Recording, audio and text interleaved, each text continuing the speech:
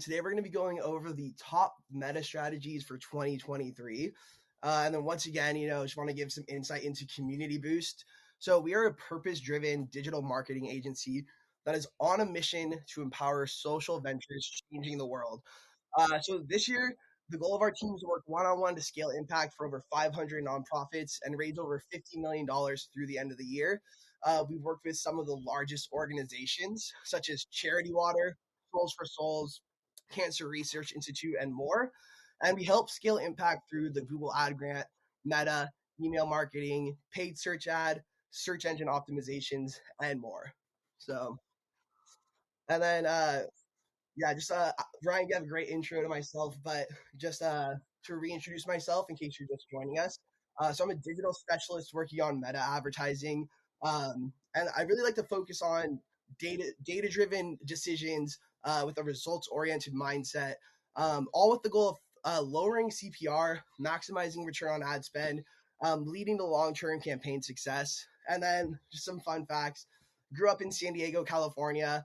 I live with my dog Abby, who's a blue nose pit bull, and I just had to throw her in the deck. And I love spending time in the ocean. So just want to get started with a couple polls. So is Meta or Facebook and Instagram advertising a major part of your current digital marketing strategy? So yes, it's very effective. I would love to learn more. Yes, but we're not seeing a great return on investment. No, it's minor due to lack of education. Or no, I wish, but we're not running any Facebook ads. All right. Sweet. Yeah, so it seems like most people have been trying to do some advertising on Facebook and Instagram, but maybe aren't seeing the results that they were hoping for. So it's good to know. So hopefully we'll get some good strategies to you today that are pretty actionable. And then just one more question: how much are you spending on Meta ads? Over 5,000 a month, between 2 and 5,000 a month, 500 to 2,000 a month, less than 500 a month. We only do boosted posts, or we only spend for one-off campaigns. Nice. All right. Never tried it. Okay, cool. But yeah, so yeah, like we said, we're gonna go over some like actionable strategies and give you guys some trends that are new for 2023. At the end of the session, we'll also have a Q&A, and I will be going into the lounge. So if you do have questions that don't get answered, you can always meet me in the lounge, and we can dive into some of your guys' questions. So just a quick agenda today. So we're gonna go over some meta updates, the top 2023 meta trends, and then go over top return on investment strategies. We're gonna go over a case study with the Performing Animal Welfare Society, and Catherine's gonna be joining us for a live Q&A.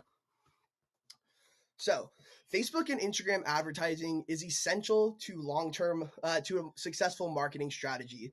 So Facebook still remains the most widely used social platform. 78.1% of Facebook users are also on Instagram.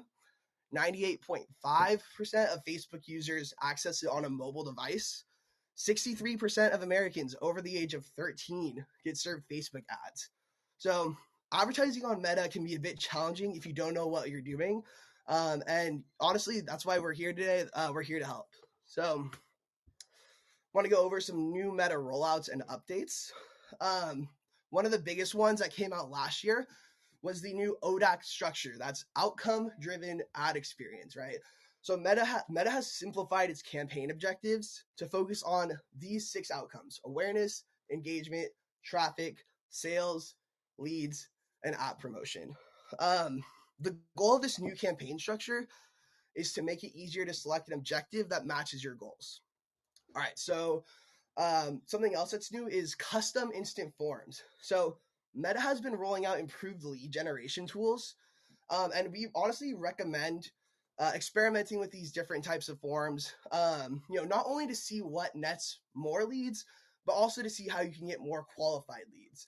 So you have the ability to tell branded stories, download exclusive content or incentives, PDFs, special product or brand imagery, as well as testimonials or more.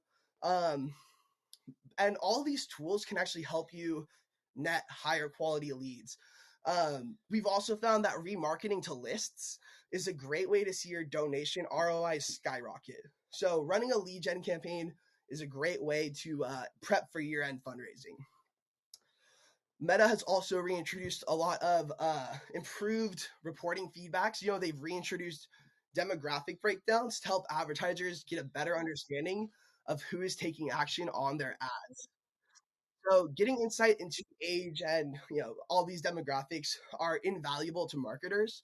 But did you also know that you can break down conversions by platform, right? So Instagram has a ton of potential to bring in ROI at a low cost. So by checking the platform breakdown, you can actually see how your ads perform on Instagram versus Facebook. I just want to reiterate this because we've seen a lot of potential coming from Instagram ads in 2023. They're bringing in extremely high return on ad spend at a very low cost per result. So by utilizing ad manager's breakdown features, you can actually see where the conversions are happening. And a little tip, if you're seeing conversions such as donations, leads, event signups, whatever it is, come from Instagram at a lower cost than Facebook, try introducing some Instagram only ad sets. If your Instagram placements need some developing, we recommend adding Instagram only ad sets to top of funnel campaigns, such as traffic or engagement, to increase visibility on the platform.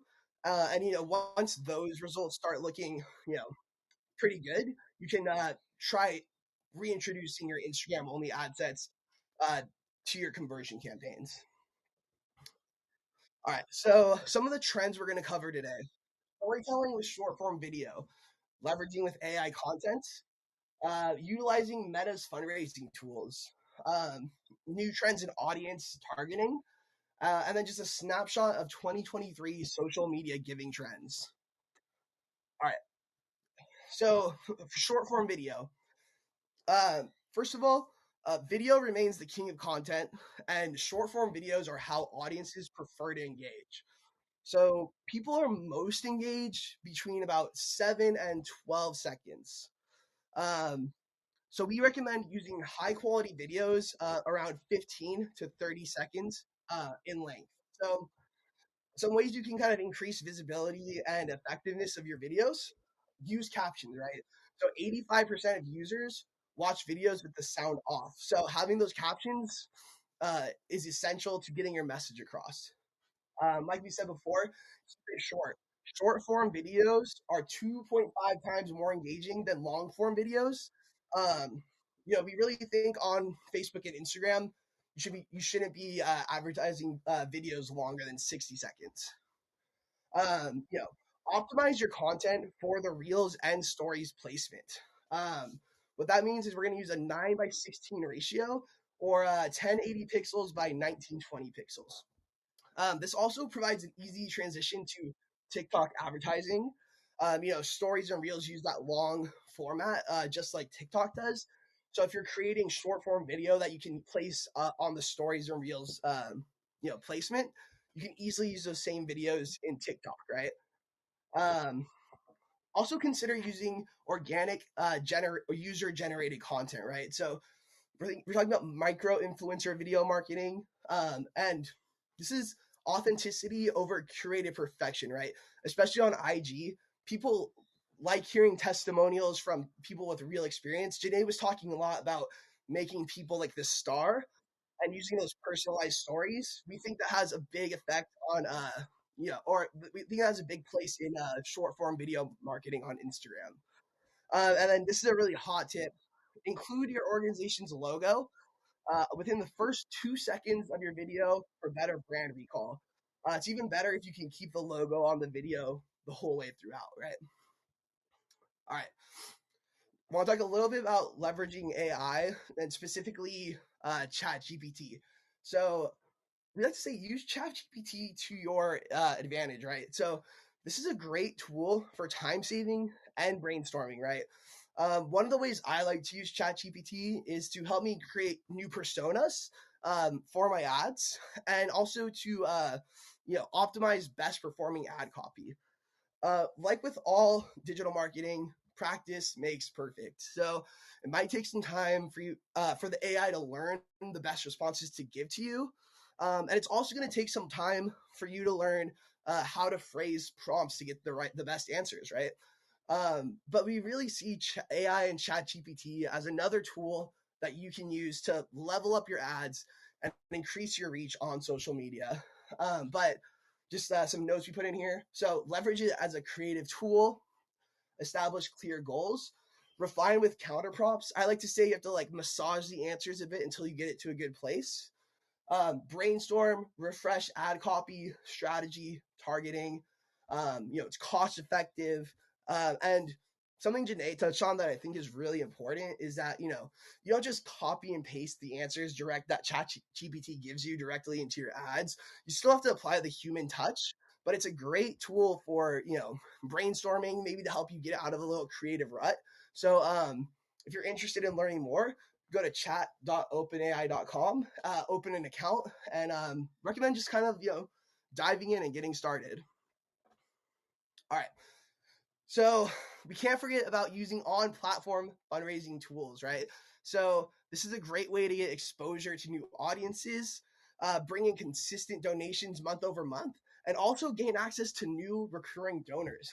So apply today for Facebook and Instagram fundraising tools if you haven't already. There's no processing fees. You get 100% of the donations that come through. Um, there's also some really powerful tools within Facebook's nonprofit manager that allow you to connect with your donors, thank your donors immediately.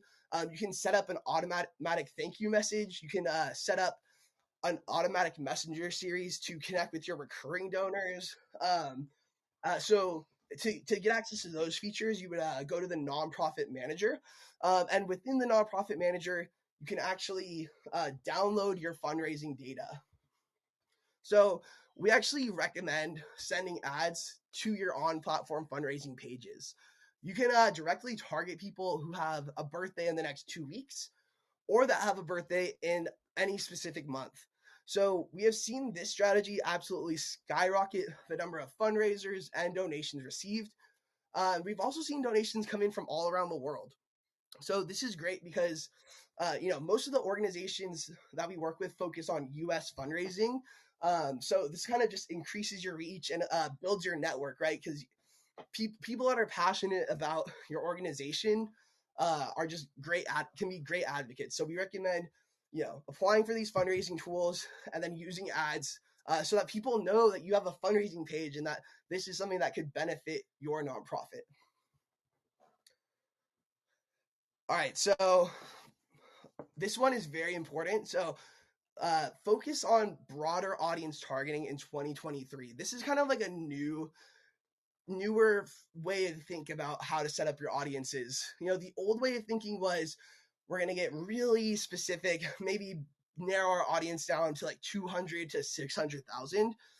Now we're recommending that you have an audience of a size around 9 to 12 million. So this allows the algorithm to better find the right people to serve your ads to, right? So specifically, this is a good strategy for cold audiences, right? I wouldn't worry too much about your remarketing audiences getting up to 9 to 12 million. If they're that large, that is fantastic. But we're mostly talking about cold audiences here, right? But a broader demographic targeting strategy can drive 2 times improved results. So if you haven't taken on this strategy yet, give it a shot. It's always good if you're not sure about something to A/B test it, right? So maybe introduce one broad audience versus a more narrow audience and see how the results compare. All right. So it's going to go over some social media giving trends. Peer-to-peer fundraising is thriving. So on average, 3.8 times more than all other time-based campaign types. 32% of mobile traffic going to peer-to-peer campaigns on a website is coming from social media. And like we said, advertising your fundraising pages is a great way to increase your visibility.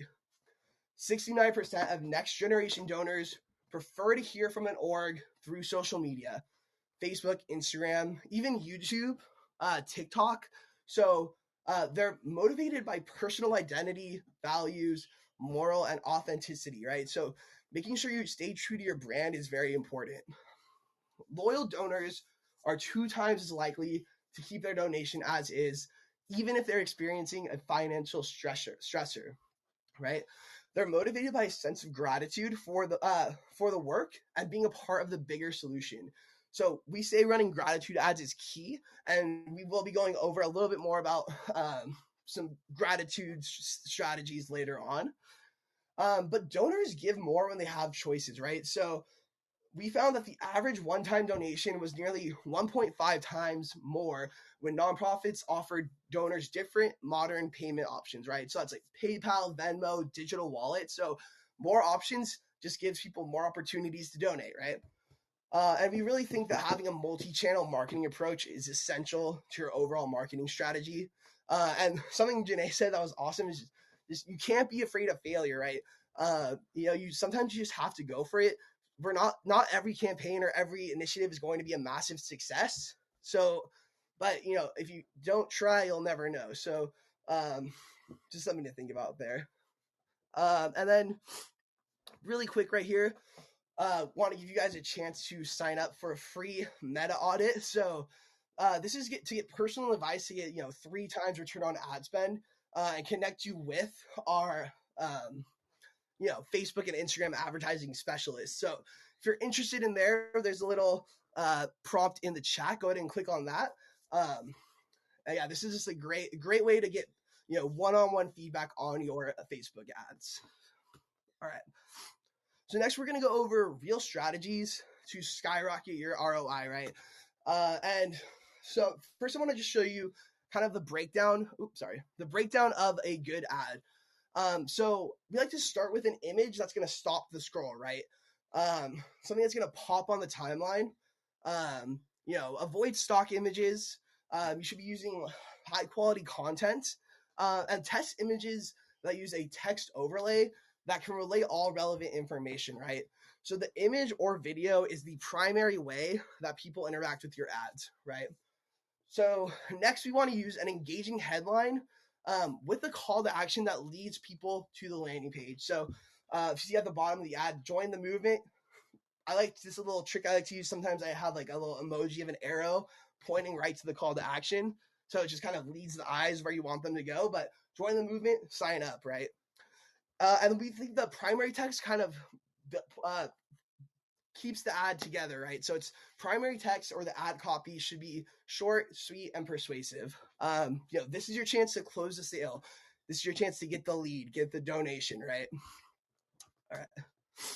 So next we're going to go over a case study from the Performing Animal Welfare Society, kind of leveraging great content to hit your goals, right? So we engage our audiences year round by providing good, high quality content. Last year we ran a lead generation campaign all year to promote an end to elephant tourism. This gives our supporters a way to stay involved and support the mission, right? By the time we get to our year-end fundraising push, we have a highly engaged audience that knows where their dollar goes and the impact of their donation. So let's break down some of these ads right here.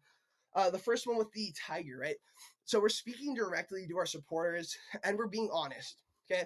This is how much it costs to care for a rescue tiger, and that's why we need your support, okay? So look at the headline. One gift, 2 times the impact. Got my little arrow there again. But we see matching gifts as an essential part of the year-end strategy, right? So it's becoming more and more crowded during that time of year. So having a match in place gives donors the confidence that their dollar is getting used to its maximum potential.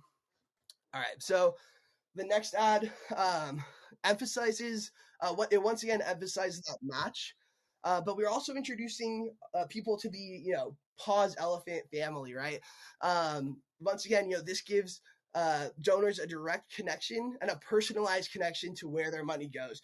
We're going to talk about that a lot during this case study. And we kind of just went over this ad, but this has been a very successful ad in generating advocates and leads to end elephant tourism. But we're providing people with an actionable step, so something that they can do right now to help end these cruel practices. But engaging supporters year round, when we see a lot of benefit in that when it comes time to make that donation ask, right? So Janae kind of said, kind of being there, like having that presence on Facebook and Instagram is going to be really essential to your fundraising strategies. All right. So next thing, I just want to go over a really successful campaign we just had for the Performing Animal Welfare Society.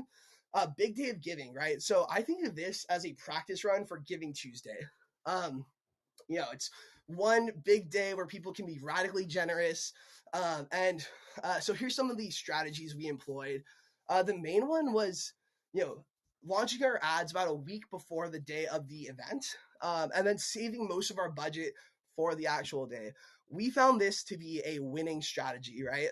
Um, Something else to consider for Giving Tuesday or any kind of, big day of giving that your cities might have is employ like a countdown sequence, right? So 2 days ago, Giving Tuesday is tomorrow. Giving Tuesday is here. Get people excited.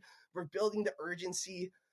But something to note with this kind of strategy is you have to make it clear that people can donate for Giving Tuesday or Big Day of Giving early, right?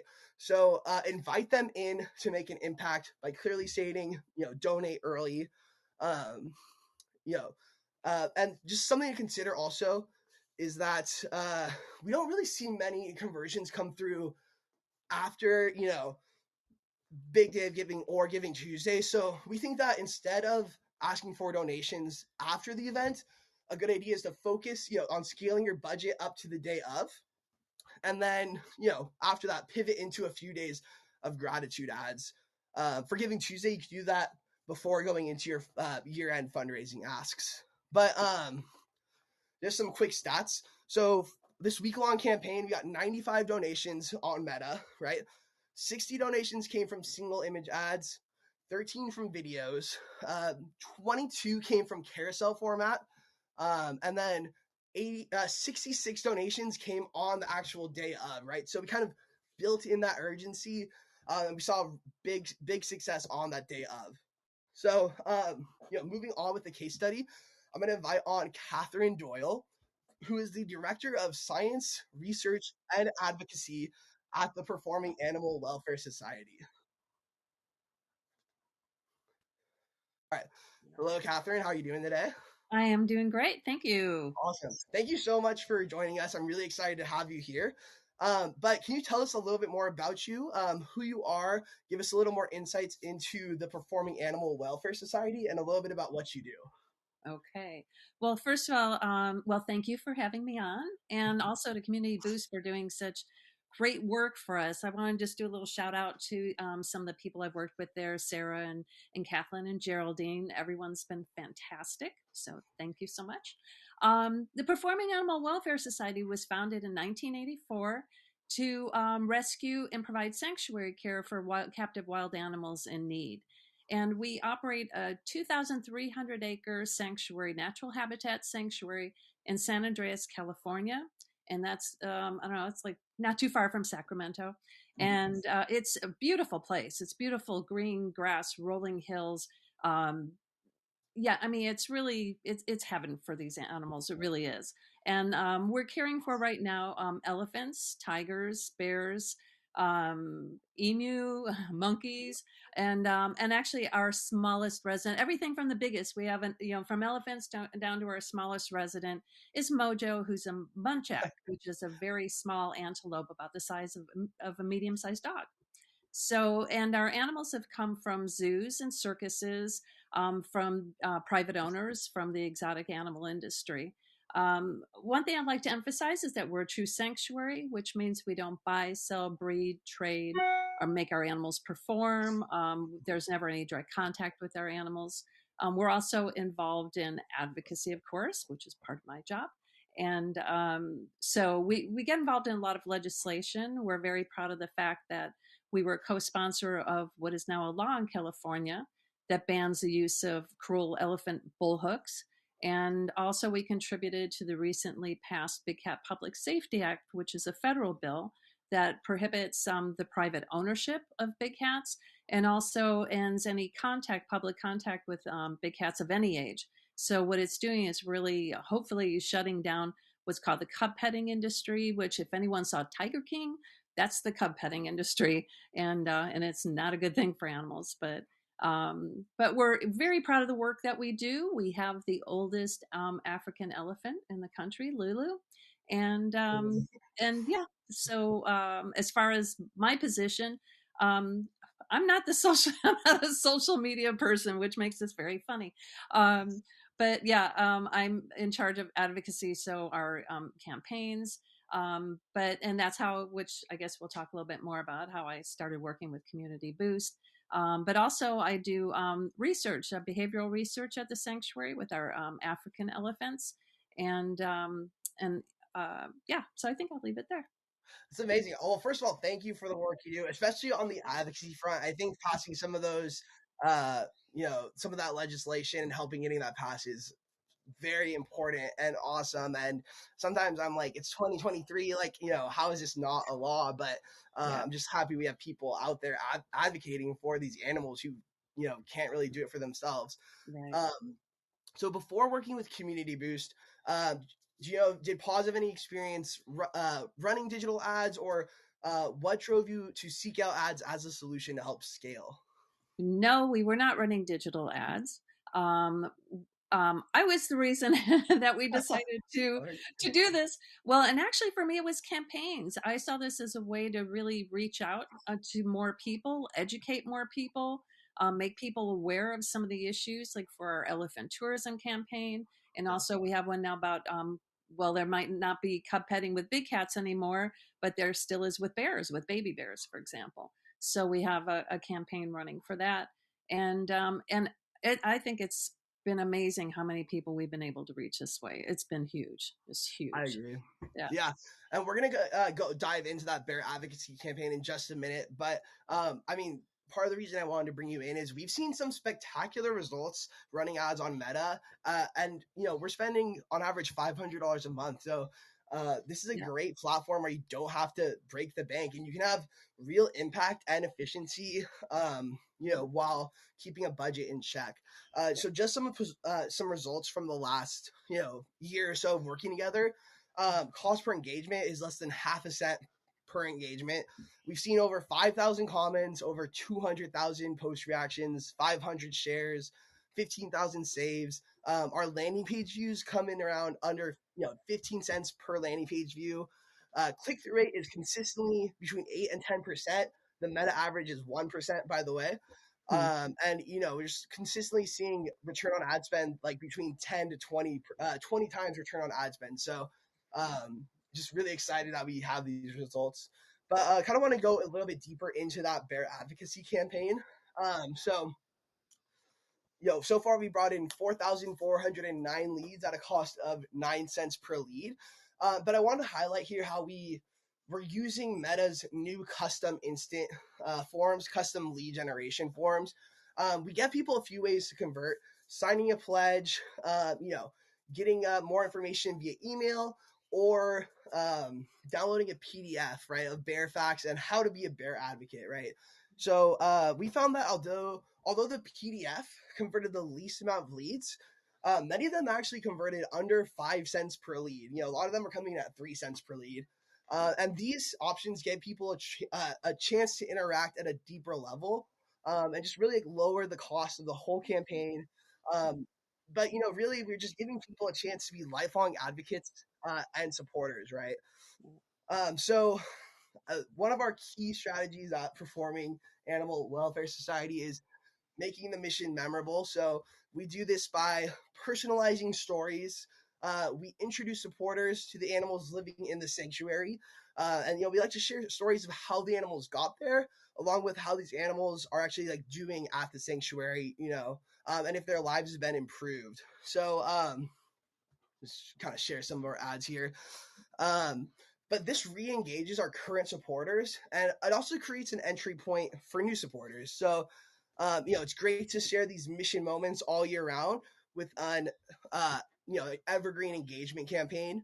That's really important to build funnels on platform for remarketing. But it also works really well for like a pre-wire campaign leading up to Giving Tuesday, for example, coming up. So we're kind of showcasing some of our ad strategies here. But carousels are highly engaging ads that are great for storytelling. So these ads have high return on investment potential.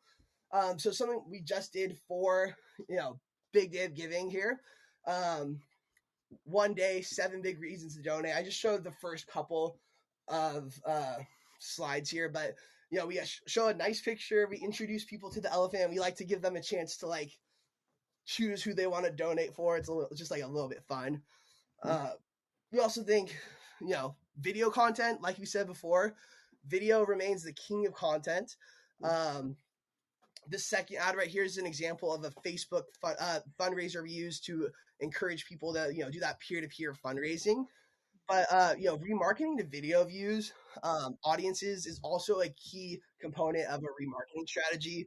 So video views audiences, people that have seen at least 3 seconds of your video, also have high conversion potential. Hmm. The last thing I want to highlight here is on the third ad on the screen is using text overlay, right? So experiment with adding text elements to your photos. These ads have high conversion potential. I know I've been saying that a lot, but these are like my go-to strategies. So we like to use these text overlays for, you know, Giving Tuesday, year end, and we often see that having text directly on the ad usually brings in the highest value and the most donations. So as we discussed earlier, you know, the creative part of the ad should be the star. So this is the primary engagement point for users. And by adding a text overlay, you know, we can make these images more engaging. We can stop the scroll. We like to use a call to action directly on the image. And, you know, we found that this just gets us more conversions. So, Catherine, Hmm. I'd love for you to tell us kind of like some ways you source these stories or some of the ways you help us create this kind of content. Wow. Well, the way I mean, I source the stories is basically what we see, or I see is like the biggest need at the time Yeah. and most urgent issues. Mhm. So, for example, and also because personally, I think bears just don't get the respect they deserve. They're not elephants, they're not exotic tigers, but they're actually these really intelligent animals. I mean, intelligence wise, they're on order with, higher primates. And a lot of people just don't know this. And yet, of course, we're still seeing bears suffering in, these terrible conditions. So that's really, I mean, at least I guess I would call it the inspiration Yeah. for the content. And unfortunately, there's, plenty out there for content. So. Could you maybe share, really quickly? I like this story. Is it Ben who went on the flight, the Air Force? They call or the Oh yeah, FedEx yeah, flight? yeah. Yeah, It's a great story. Ben was at a roadside zoo, and he was living pretty much like in what would be on concrete in like a dog run is really what it was. And fortunately, we worked with a couple of animal protection organizations who had brought suit against the place, and we were able to bring Ben to California. But it was a Federal Express actually There you go. flew him, and they called the flight Bear Force One, right? Yeah, that's hilarious. So, Yeah, I think I'm assuming that that FedEx crew, the flight crew, wasn't expecting that. You know, when they woke up on Monday, that wasn't going to happen in their week. But that is yeah, a great story. exactly. Yeah, they'd be flying a Great. bear to a better life, right? Yes. So there are many nonprofits that say that, you know, time and budget are the biggest barriers to entry when it comes to digital marketing. I'm wondering if you have any advice for similar people in your position looking to navigate ads and drive growth. Well, I would say as far as time goes, I mean, to me, this is a huge time saver, actually, because to be able to reach, I mean, I don't know how else I would be able to reach the number of people that we've been Mhm. able to reach with our ads. So, in that way, I think it's been extremely effective. And of course, we're also using petitions. We're giving people actions to do. We're providing fact sheets for them. So, yeah, like I said, I mean, I don't know how else I would be able to do it. Yeah. Um, and then as far as funding goes, originally we had a funder who underwrote everything, but and then we were going to decide where we went next. And I mean, we were just doing so well. There was just no question that we were just going to make this, part of our budget at pause. and just it's just been worth every penny. That's all I can That's say. awesome. Yeah. Yeah, I think that's a great point that you make about how this, it's actually a time saver. And I Mhm. think it's really important that like you don't need to have all the answers right away, right? If you're, if you don't know how to run Google ads or Facebook ads or TikTok ads or email marketing, we're here to support you, and there's communities that can support your organization and help you kind of scale this growth. Well, that's So what I mean. I would also yeah, say too, just for, I mean, it seems like a lot of people on, on here are, marketing pros and that. I am not. I'm not a social media pro. I'm not a marketing pro, but we have great content and you do. and the desire to bring about change in the world. And so really it's through Community Boost we've been able to realize this. And I'm very Yeah. appreciative of that.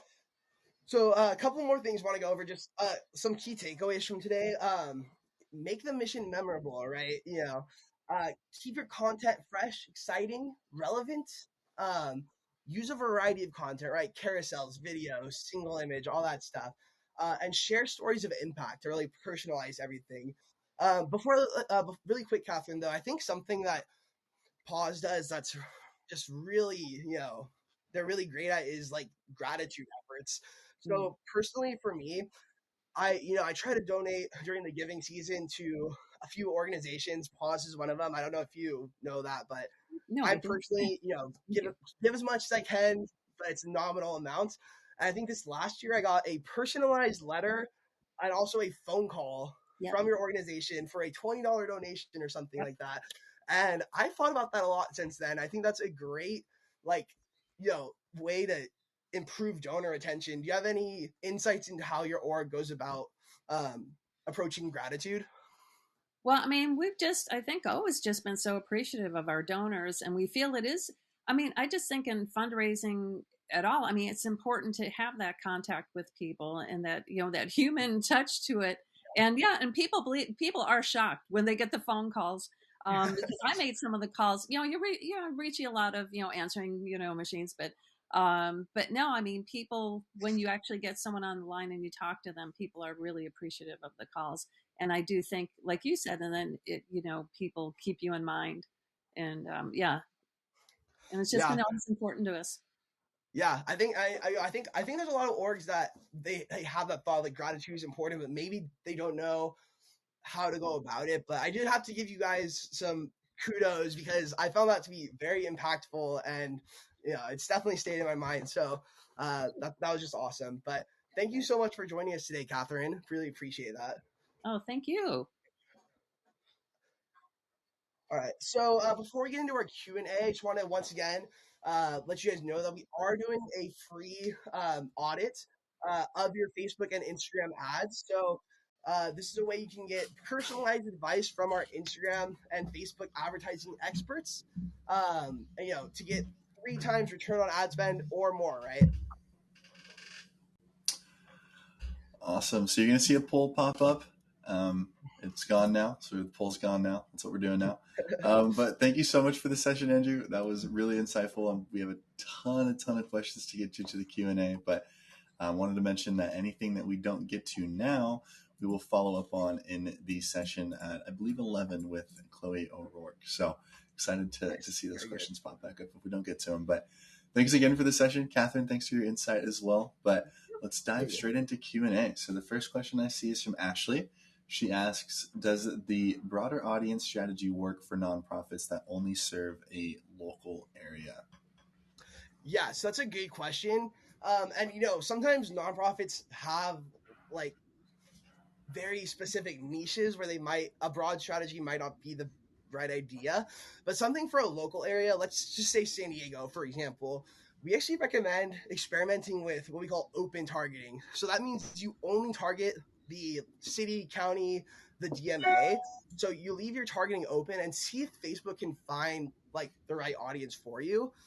So you could, something you could test is a more narrow audience, maybe a lookalike audience, that's up to like 7 to 10 million, and then just however big your area is, and then open targeting. So not having any custom audiences, any interest audience, and just really see if the algorithm can find the right people.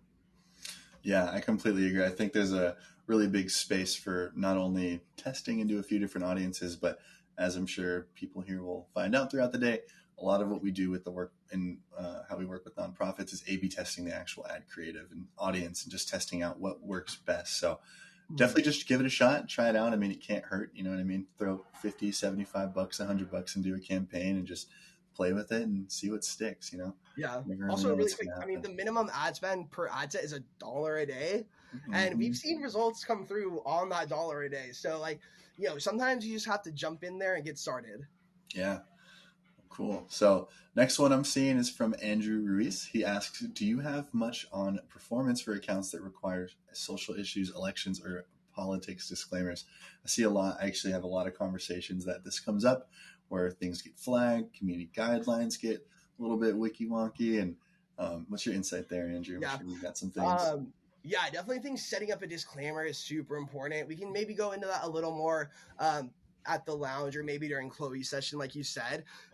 This can sometimes be a inhibitor to performance, but we've actually seen um, you know great performance come through with that disclaimer. And keep this in mind: if you have the disclaimer, you don't have to stress out about your ad account getting disabled and your ads getting rejected. So sometimes we think like that slight drop off in performance might be better, but the longer you run your ads, the more you optimize, the more the algorithm knows who your audience is, the better, right?